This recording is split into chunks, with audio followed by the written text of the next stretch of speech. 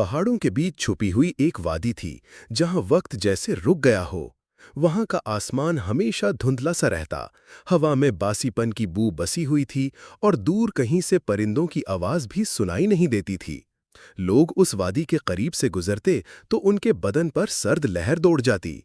करीबी गांव के बुजुर्ग अक्सर बताया करते कि इस वादी में एक पुराना मंदिर है जिसके दरवाजे सदियों से बंद हैं।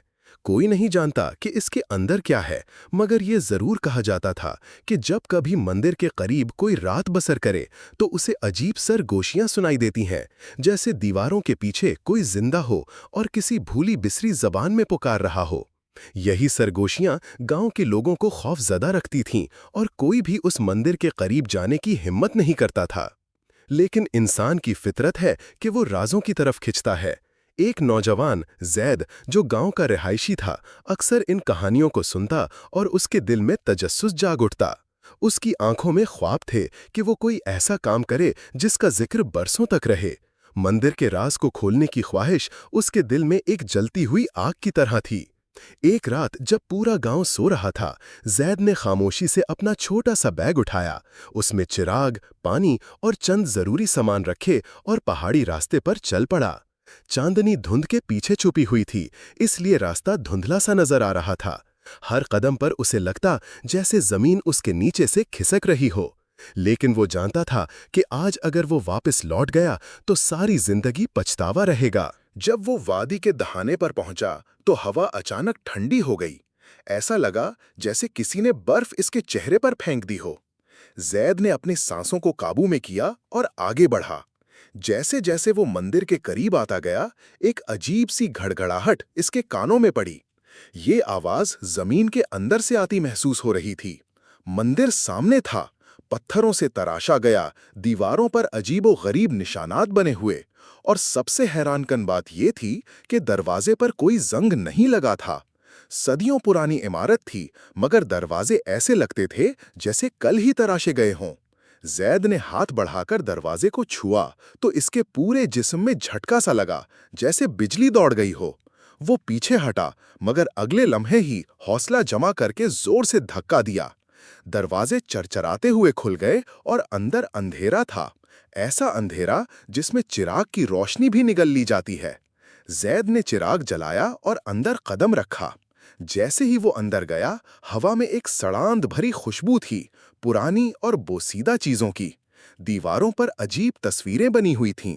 इंसान और जानवर आधे मिले जिले, कुछ हाथ उठाए दुआ कर रहे थे और कुछ रोते हुए नजर आते थे। हर तस्वीर के नीचे किसी नामालूम जबान में अल्फाज कंदा थे।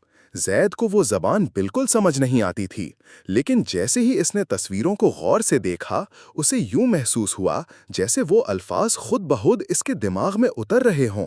एक आवाज इसके दिल में सरगोशी करने लगी, यहां से आगे मत बढ़ो, ये रास्ता तुम्हारे लिए नहीं है। मगर जैद ने अपने कदम नहीं रोके, वो आगे बढ़ता गया।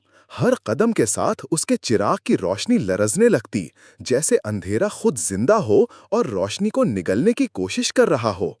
रास्ता एक लंबे हॉल की तरफ जाता था। इस हॉल के बीचों बीच एक पत्थर की बड़ी मेज रखी हुई थी और इस पर एक सुनहरी संदूक रखा था। संदूक के इर्द गिर्द 4 सुतून थे जिन पर कदीम रस्मुल खत में कुछ लिखा था। जैद करीब पहुंचा तो संदूक पर हाथ रखा। वो गर्म था, जैसे इसके अंदर कोई सांस ले रहा हो। अचानक हॉल में गूंजदार आवाज उभरी, जैसे किसी ने उसके दिल के अंदर बोल दिया हो, तुम वही हो जिसका इंतजार था, या वो जिसे फना होना है। जैद का दिल जोर जोर से धड़कने लगा। इसने चिराग करीब रखा और संदूक खोलने की कोशिश की। जैसे ही ढक्कन थोड़ा सा हिला, एक जोरदार झटका लगा और पूरा हॉल लरजने लगा। सुतूनों पर लिखी तहरीरें रोशनी में जगमगाने लगीं।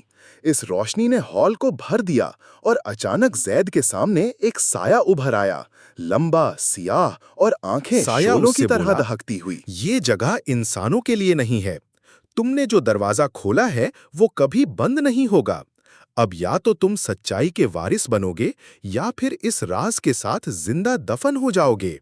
जैद ने हिम्मत जमा की और बोला, मैं जानना चाहता हूं कि इस मंदिर में क्या छुपा है। साया कुछ देर खामोश रहा, फिर धीरे धीरे उसके इर्द गिर्द घूमने लगा। उसकी सरगोशी ने हॉल को भरा। ये राज एक बादशाह का है जिसने खुदा को ललकारा था। उसने अपने गुरूर में वो कलिमात कहे जो किसी इंसान के लिए जायज नहीं थे। जब वो फना हुआ तो उसकी रूह को चैन न मिला और उसे इस मंदिर की दीवारों में कैद कर दिया गया। इस संदूक में उसके वादे और उसकी लानत दोनों हैं। जैद के हाथ कांपने लगे, मगर तजस्सुस ने उसे आगे बढ़ने पर मजबूर किया। वो संदूक को मजीद खोलने लगा। अचानक इसके कानों में गांव के बुजुर्गों की आवाजें गूंजने लगीं, जैसे वो सब उसे रोक रहे हों। लेकिन उसकी आंखों में सिर्फ एक ख्वाहिश थी, हकीकत को जानना। ढक्कन खुलते ही अंदर से एक सुनहरी रोशनी फूटी, जिसने पूरे हॉल को दिन की तरह रोशन कर दिया। रोशनी के बीच एक कागज था, पुराना, मगर उस पर लिखा हर हर्फ चमक रहा था। जैद ने उसे हाथ में लिया तो वो तहरीर खुद ब खुद उसकी जबान पर उतरने लगी। जैसे ही उसने अल्फाज पढ़ने शुरू किए, हॉल में गर्ज की आवाज आई और जमीन लर्जने लगी। साया जोर से चीखा, अब तुमने दरवाजा खोल दिया है, जमीन के अब हिलने से वापसी जैद के मुमकिन कदम नहीं। डगमगा गए। चिराग हाथ से गिरकर बुझ गया और हाल एकदम तारीकी में डूब गया। मगर संदूक से निकलने वाली सुनहरी रोशनी अब भी कमरे को जगमगा रही थी। वो कागज उसके हाथों में लरज रहा था और उस पर कंधा अल्फाज जैसे जिंदा होकर उसके दिलो दिमाग में सरायत करने लगे थे। हर लफ्ज एक आग थी, हर जुमला एक भारी बोझ। इसे लगा जैसे वो सदियों पुरानी यादें देख रहा हो। एक अजीम बादशाह का दरबार, बुलंद सुतून, सोने और चांदी से सजा हुआ तख्त, और उस तख्त पर बैठा एक शख्स जिसकी आंखों में गुरूर की बिजलियां चमक रही थीं। वो शख्स गर्जदार आवाज में ऐलान कर रहा था कि मैं ही खुदा हूं, मेरा हुक्म ही अज़ल व अबद का फैसला है। राया खौफजदा होकर सजदा कर रही थी, मगर आसमान पर बादल गरजने लगे। और फिर वो बादशाह जिसने गुरूर की इंतहा कर दी थी, जमीन में दफन हो गया। मगर उसका गुरूर मर न सका। वो मंदिर की इन दीवारों में कैद कर दिया गया, ताकि हर आने वाले को याद रहे कि तकब्बुर का अंजाम क्या होता है। जैद की आंखों में ये मनाजिर ऐसे गुजरे जैसे वो खुद वहां मौजूद हो। इसका दिल धक धक करने लगा और पसीना उसकी पेशानी से बह निकला। जैद ने कदम पीछे खींचे, मगर उसके कानों में फिर सरगोशियां गूंजने लगीं। अब ये सरगोशियां और वाज़ेह थीं। वो किसी कदीम जबान में थीं, मगर जैद को समझ में आने लगीं। ये दरवाज़ा इस बादशाह की कैदगाह है। अगर ये पत्थर अपनी जगह से हट गया तो वो आज़ाद हो जाएगा।